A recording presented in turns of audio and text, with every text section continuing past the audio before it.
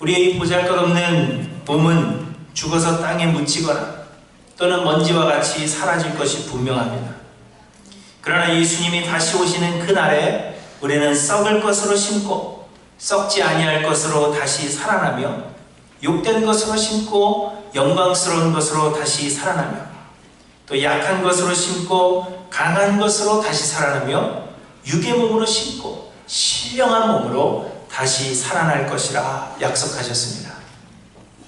또한 우리는 지금 썩어 없어질 육체를 입고 있지만 예수님께서 다시 오시는 그날 마지막 나팔의 순간에 호련히 우리는 다 변화해서 죽은 자들이 썩지 아니할 것으로 다시 살아나고 썩을 것이 반드시 썩지 아니할 것을 입겠고 또 죽을 것이 죽지 아니함을 입게 될 것입니다. 그리고 우리는 하늘나라에서 예수 그리스도의 그 영광에 참여할 뿐만 아니라 우리가 거룩하신 예수 그리스도와 같이 되어서 우리가 예수님과 같은 그러한 영광스러운 형상이 되어서 우리 주 예수 그리스도와 우리는 함께 영원토록 거하게 될 것입니다. 이 모든 것이 예수님께서 죽음을 이기시고 부활하심으로 인하여서 우리에게 주신 은혜이며 이 예수를 믿는 자들에게 주시는 하나님의 선물입니다. 우리가 예수를 그리스도로 믿고 예수의 죽음과 부활을 믿는 모든 사람들이라면 이 놀라운 은혜를 받아 누리게 될 것입니다. 그러므로 여러분에게 믿습니다. 여러분 예수님의 부활을 믿으십니까? 예수님께서 죽음을 이기시고 3일 만에 부활하셨으며 그래서 그를 믿는 자들은 언젠가 예수 그리스도와 같이 되어 우리가 부활하여 영원한 예수 그리스도와 영원히 함께 거할 것을 여러분 믿으십니까? 감사합니다. 그래서 성경을 보시면 예수님께서 죽으신 지 3일 만에 부활하셨지만 이 예수님의 부활을 믿지 못했습니다.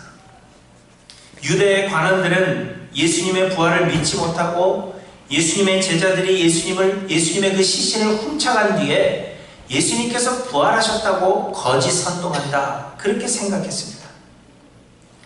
그리고 예수님의 부활을 믿지 못했던 것은 유대의 관원들이나 이방인들 뿐만이 아니었습니다. 심지어는 예수님의 제자들 역시도 예수님의 부활을 믿지 못했습니다. 제자들은 예수님과 3년 동안 함께 생활했고 특별히 예수님께서 부활하실 것에 대해서 말씀하셨던 것을 들었음에도 불구하고 그들은 예수님의 부활을 믿지 못했던 것입니다. 또한 예수님의 제자들은 예수님의 시신이 사라졌다 하는 그런 소식을 듣고는 제일 먼저 달려가서 그 무덤에서 예수님의 시신이 없어진 것을 확인했습니다. 그럼에도 불구하고 그들은 예수님의 부활을 믿지 못했습니다. 그런데 여러분 이는 지극히 당연한 반응이라고 할 것입니다. 예수님의 부활 사건이 만약 현대에 일어난 그러한 일이라면 여러분 믿으실 수 있을 것 같습니까? 아마 네 그러시겠죠. 그렇지만 우리도 믿지 못할 것입니다. 우리는 죽은 사람이 스스로 일어나서 무덤의 그 무거운 돌들을 열고 나온 그 사건을 경험해보지 못했기 때문에 우리 역시도 예수님의 부활을 믿지 못할 것입니다. 그러니 제자들도 예수님의 부활을 믿지 못했다 하는 것이 결코 이상한 일이 아닌 것입니다. 그런데 여러분 그랬던 제자들이 예수님의 부활을 믿게 된 것은 예수님께서 제자들에게는 직접 나타나셔서 그 부활하신 몸을 보이셨기 때문입니다. 성경을 보시면 가장 먼저 부활하신 예수님을 본 사람은 막달라 마리아를 비롯한 여인들이었던 것으로 보여집니다. 안식 후 첫날 이른 새벽 막달라 마리아와 야고보의 어머니 마리아와 살로메가 유향을 가지고 무덤을 찾아갔는데 무덤의 돌이 옮겨지고 예수님의 시신이 없어졌다 하는 것을 발견하게 되었습니다. 그래서 그들은 예수님의 시신이 없어진 것 때문에 울고 있었는데 예수님께서 나타나셔서 부활하신 몸을 보이시고는 제자들에게 가서 알리라 그렇게 말씀하셨던 것입니다. 제자들이 그 소식을 듣고 예수님의 무덤으로 달려가서 그 무덤을 확인했지만 여전히 제자들은 믿지 못했습니다. 그런데 제자들이 한 곳에 모여 있을 때 예수님께서 제자들에게 나타나셔서 그 부활하신 몸을 보이셨다고 복음서마다 우리에게 기록하고 있는 것입니다. 또한 예수님의 시신이 없어진 소식을 듣고 시리에 빠진 엠마오로 가는 두 제자에게도 예수님께서 나타나 보이셨다, 그렇게 말씀하고 있습니다.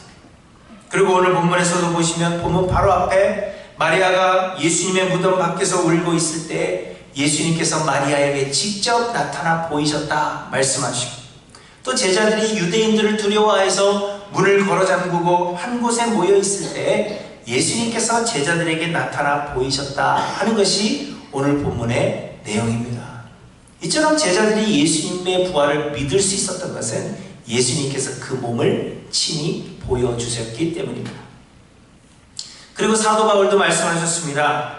성경대로 그리스도께서 우리 죄를 위하여 죽으시고 장사 지냄 받으셨다가 성경대로 사흘 만에 다시 살아나사 게바에게 보이시고 후에 12제자에게와 그 후에 500여 형제에게 일시에 보이셨나니 그 중에 지금까지 대다수는 살아있고 어떤 사람은 잠들었으며 그 후에 야고보에게 보이셨으며 그 후에 모든 사도에게와 맨 나중에 만삭되지 못하여 난 자 같은 내게도 보이셨느니라, 이렇게 말씀하셨습니다. 예수님의 제자가 아니었던 바울이 예수님의 부활을 믿게 된 것 역시 그의 선택이 아니라 부활하신 예수님을 보이셨기 때문이라는 것입니다. 여러분, 이처럼 제자들이 예수님의 부활을 믿게 된 것은 그들의 믿음이 너무 좋아서 스스로 믿게 된 것이 아니라 부활하신 예수님께서 그들에게 보이셨기 때문이라 하는 것입니다. 이를 통해서 우리에게 말씀하시는 것은 예수님의 부활이 믿어진다는 것은 우리가 믿는 것이 아니라, 우리가 믿기로 선택한 것이 아니라 그 믿음은 하나님의 특별한 은혜요 선물이라 하는 것을 말씀하고 있는 것입니다. 죽은 사람이 무덤을 열고 살아났다 하는 것은 믿을 수 없는 일입니다. 그래서 일반 사람들이 예수의 부활을 믿을 수 없는 것은 지극히 당연한 것입니다. 그러나 예수님께서 그의 제자들에게는 직접 부활하신 몸을 보이셨기 때문에 그 몸을 본 자들은 믿지 않을 수가 없는 것입니다. 더욱이 도마와 같은 경우에는 못 박히셨던 예수님의 손을 직접 보고 예수님의 옆구리에 손을 넣어 보았기 때문에 그는 믿지 않을 수가 없는 것입니다. 이처럼 예수님의 부활을 믿을 수 있는 것은 제자들에게 주시는 특권이라 하는 것입니다. 그러나 여러분, 지금도 마찬가지입니다. 제가 여러분들에게 예수님의 부활이 믿어지십니까? 그렇게 물었을 때 여러분 모두들 아멘 하셨습니다. 그런데 우리의 그 믿음이 우리 스스로 믿은 것이 아니라 하나님께서 우리에게 주시는 선물이라는 것입니다. 우리가 믿은 것이 아니라 하나님께서 우리에게 믿게 하셨다는 것입니다. 예수님의 부활이 믿어진다는 것은 하나님께서 우리에게 주시는 선물이요 놀라운 특권이라 하는 것을 말씀하고 있는 것입니다. 그러면 여러분 이렇게 물으실 것입니다. 우리는 부활하신 예수님을 본 적이 없는데요. 우리는 예수님의 그 몸을 직접 본 적이 없는데요. 그리고 오늘 본문 29절에도 예수님께서 부활을 의심하던 도마에게 이렇게 말씀하셨습니다. 너는 나를 본고로 믿느냐? 보지 못하고 믿는 자들은 복되도다 하셨습니다. 그렇기 때문에 우리는 우리가 예수의 부활을 믿는 것이 예수님께서 부활하신 몸을 우리에게 보이셨기 때문이 아니라 우리의 믿음은 우리가 결정하고 우리가 선택한 것이라 그렇게 생각할 것입니다. 그러나 여러분, 부활하신 예수님께서 현대에는 우리에게 그 몸을 직접 보이지 않으시는 이유는 예수님께서는 승천하셨기 때문입니다. 예수님은 하늘에 계시기 때문입니다. 하지만 예수님은 또 다른 보혜사 성령을 우리에게 보내사 예수님께서 죽음을 이기시고 부활하셨음을 우리에게 알게 하시겠다, 그렇게 말씀하셨던 것입니다. 요한복음 15장에 보시면 내가 아버지께로부터 너희에게 보낼 보혜사 곧 아버지에게로부터 나오시는 진리의 성령이 오실 때 그가 나를 증언하실 것이요, 이렇게 예수님께서 말씀하셨던 것입니다. 우리가 예수 그리스도의 부활을 믿는 것은 부활하신 예수를 직접 보았기 때문은 아닙니다. 그러나 주의 성령께서 우리로 믿게 하시는 은혜라는 것입니다. 우리가 믿는 것이 아니고 우리가 예수의 그 몸을 직접 보지는 못했지만 그러나 예수께서 보내주신 그 성령의 역사하심으로 말미암아 우리가 예수를 믿게 되는 것이지 우리 스스로 결정한 것이 아니라는 것입니다. 고린도전서 12장에 성령으로 아니하고는 누구든지 예수를 주시라 할 수 없느니라 이렇게 말씀하신 것입니다. 그리고 오늘 본문 22절에 보시면 이 말씀을 하시고 그들을 향하여 숨을 내쉬며 이르시되 성령을 받으라 그렇게 말씀하셨던 것입니다. 예수께서 이제 우리에게 성령을 보내주셨고 그 성령이 우리로 하여금 예수의 부활을 믿게 하시는 것이기 때문에 이제는 보지 못하고 믿는 자들이 복된 것입니다. 왜냐하면 보지 못하고 믿는 자들은 그 안에 주의 성령께서 거하고 계신다는 증거가 되기 때문입니다. 그러므로 사랑하는 성도 여러분, 예수 그리스도의 죽음과 부활이 여러분 믿어지신다면 우리는 하나님의 은혜를 받은 자들입니다. 주님의 성령이 우리 안에 거하고 계셔서 우리와 함께 하시고 계신다 하는 증거가 되는 것입니다. 주의 성령이 우리를 떠나지 아니하시고 우리가 우리의 구원을 이루어서 하늘나라에 이르기까지 우리를 인도하신다는 분명한 증거가 되는 것입니다. 우리는 마지막 날에 호련히 변화하여서 예수 그리스도와 같이 될 것에 대한 확증이 되어주시는 것입니다. 이 성령께 여러분 우리의 모든 문제를 맡기고 간구하실 뿐만 아니라 성령의 충만함을 간구하시는 저와 여러분들이 되시기를 바랍니다. 또한 지금도 예수 그리스도의 부활이 믿어지지 않으시는 분이 이 자리에 계시다면 여러분 염려하지 마시고 주의 성령의 역사를 간구하시길 바랍니다. 우리에게 어떤 특별한 지식이 필요하지 않습니다. 우리에게 어떤 특별한 능력이 있어야 하는 것도 아니고 내 삶이 다른 사람들에게 칭찬을 받을 만한 선하고 훌륭한 삶이 되어야 하는 것도 결코 아닙니다. 하나님께서 우리에게 은혜를 베푸시고 하나님의 성령이 역사하시면 되는 것입니다. 그러므로 여러분 아직도 예수의 부활이 믿어지지 않으신다면 겸손하게 성령의 역사를 간구하시는 여러분들이 되시기를 바랍니다. 그렇다면 하나님께서 우리에게 성령을 보내주시고 또 예수 그리스도의 부활을 믿게 하시는 그 은혜를 베푸시는 데에는 그 특권을 우리에게 주시는 데에는 이유가 있다는 것을 말씀하고 있습니다. 예수님께서 특별히 제자들에게 그 부활하신 몸을 보이심으로 제자들로 하여금 예수의 부활을 믿게 하신 것은 그저 놀라운 특권을 혼자서 누리라 그렇게 말씀하신 것이 아니라는 것입니다. 21절에 보시면 예수님께서 제자들에게 그 몸을 보이시면서 말씀하시기를 아버지께서 나를 보내신 것 같이 나도 너희를 보내노라 그렇게 말씀하고 있습니다. 곧 예수님께서 부활하신 몸을 우리에게 보이심으로 부활을 믿게 하신 것은 우리로 부활의 증인이 되어 하나님께서 선택하신 자들을 찾아 불러 모으도록 하시기 위함이었다는 것입니다. 예수님은 곧 승천하실 것이기 때문에 인류의 역사에 걸쳐서 하나님께서 택하신 모든 자들을 일일이 그 몸을 보이실 수가 없는 것이었습니다. 그래서 예수님의 제자들에게 먼저 보이셨고 또 성령을 보내주심으로 예수의 부활을 믿게 하신 뒤에 그 선택하신 자들을 불러 모으는 사명을 우리에게 주셨다는 것입니다. 단지 우리로 하나님의 은혜를 누리고 즐기라 하신 것이 아니라 우리에게는 부활의 증인이 되어야 할 사명이 있는 것입니다. 그리고 그 부활의 증인의 사명이라는 것은 곧 우리의 구원이 전적으로 예수 그리스도의 죽음과 부활을 통한 하나님의 은혜라 하는 이 사실을 전하는 사명이 되는 것입니다. 그런데 여러분, 예수님의 부활을 믿는다 대답하신 여러분이 이 사명을 감당하고 있는지 돌아보셔야 합니다. 예수 그리스도의 부활의 증인이 되어서 주님의 그 은혜를 우리는 전하고 있으며 또 하나님께서 택하신 그 영혼들을 우리는 불러 모으고 있는가 하는 것을 한번 돌아보셔야 한다는 것입니다. 우리는 우리 신앙생활에 대해서 너무나도 안일하게 그렇게 생각하는 경향이 있습니다. 이 정도면 되겠지. 이 정도면 괜찮지. 그렇게 우리는 생각하지만 우리가 예수의 부활을 믿는다 그렇게 말하면서도 주께서 우리에게 주신 그 사명을 감당하지 않고 있다면 이는 곧 직무를 유기하는 것이요 그 믿음은 여러분 가짜일 수 있는 것입니다. 아무런 소용이 없는 것입니다. 왜냐하면 예수의 부활을 믿는 믿음은 우리의 것이 아니라고 말씀드렸기 때문입니다. 우리가 예수의 부활을 믿는 것은 하나님께서 예수 그리스도의 이름으로 보내신 성령의 역사라 그렇게 말씀드렸습니다. 우리가 예수의 부활을 진실로 믿는다면 우리 안에 하나님의 성령이 거하고 계신다는 증거예요.